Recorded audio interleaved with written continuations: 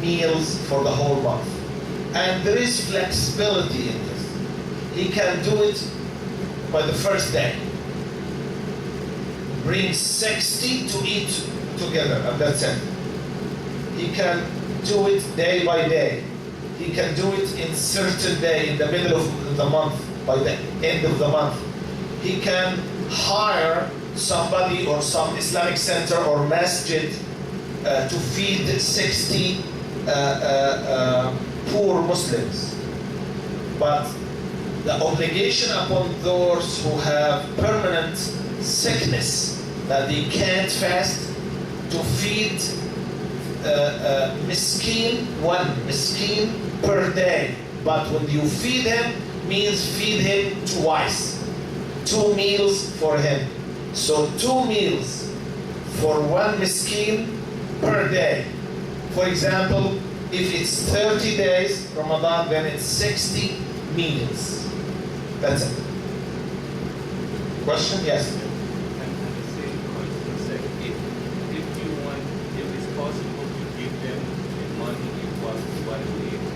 No, it has to be feed. If he get the money and buy shoes or buy, unfortunately, cigarettes or something else, that will not be feeding. Yeah. وعلى الذين يطيقونه فدية طعام مسكين. طعام has to be food. Okay? But if you give money to somebody to give him wakala, يعني he will be the wakil to buy the food for the miskin, that's okay, no problem. Yes? In regard to the woman and her dressing, habits of dressing, during Ramadan, is it valid if she's not dressing properly according to the Quran and Sunnah? Is her Ramadan accepted if she's dressing amongst, people around in ways and manner that, it's not fully revealing, but it's not covering her whole hour? Is her fast going to be accepted? Yeah, the fasting will be valid. About the acceptance, I have no idea. The acceptance is up to Allah. But the fasting for this woman that you describe her that she doesn't wear the proper hijab in Ramadan, the fasting will be valid fasting, but this is a separate sin. If she doesn't wear the proper hijab when she gets out, that's a great sin. But the fasting will still be valid. Yes? When you said that you have to feed 60 meals in the month of Ramadan, if you are capable of doing it, do you mean by food ready to eat or food stuff? It depends. If you give the miskin food ready to eat, cooked, ready meals, cooked meals, that's wonderful. If you give food stuff for the miskin to cook and eat, that would be okay too. No problem. But of course, the more proper way is to give him ready food to eat. More generous. Yes. Yes. This is off the topic of Ramadan, but in the month of Sha'ban, coming to the end where Shaitan and all the great jinns will be locked up, all the devils will be locked up, are they more aggressive within that span of time? That's a nice question.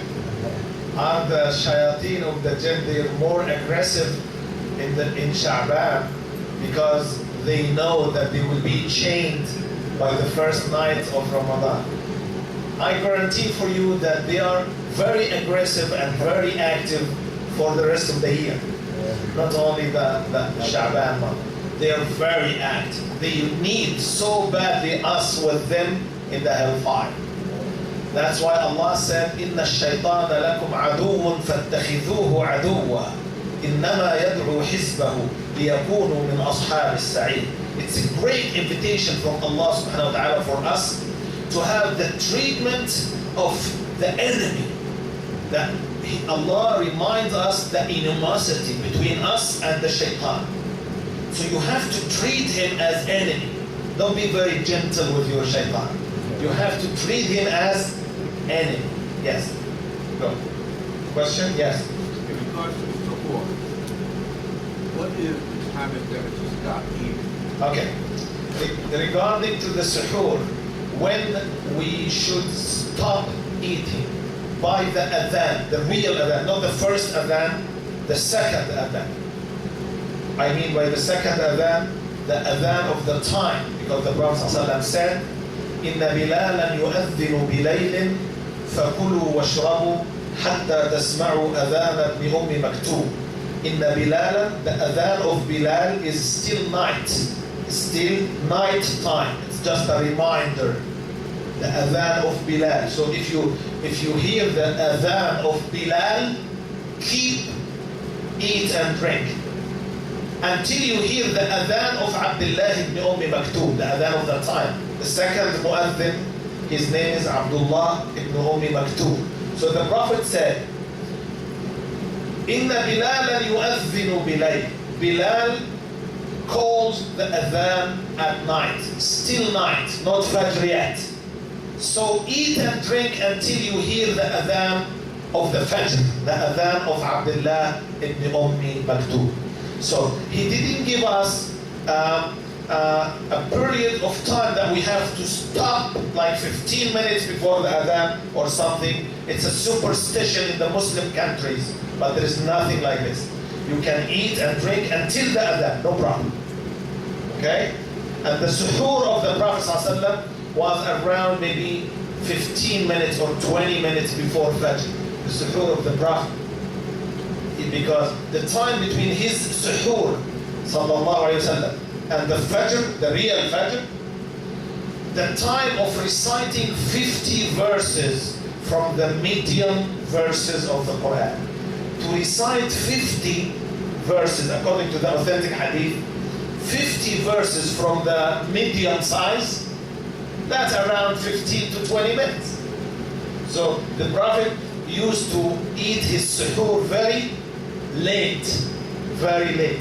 And he said in the authentic hadith too, نحن معشر الأنبياء نعجل الإفطار ونؤخر السحور ونضع أيماننا على أيسارنا في الصلاة.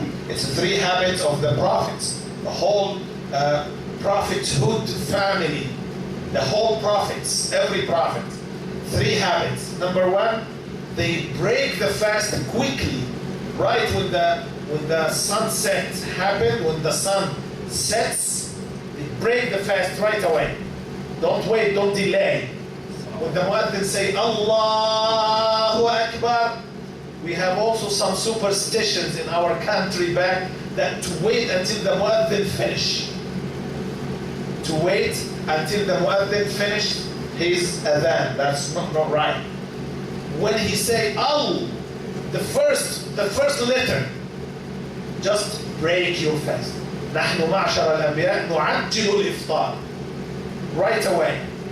نعجل, fast, quickly, break your fast. ونؤخر السحور.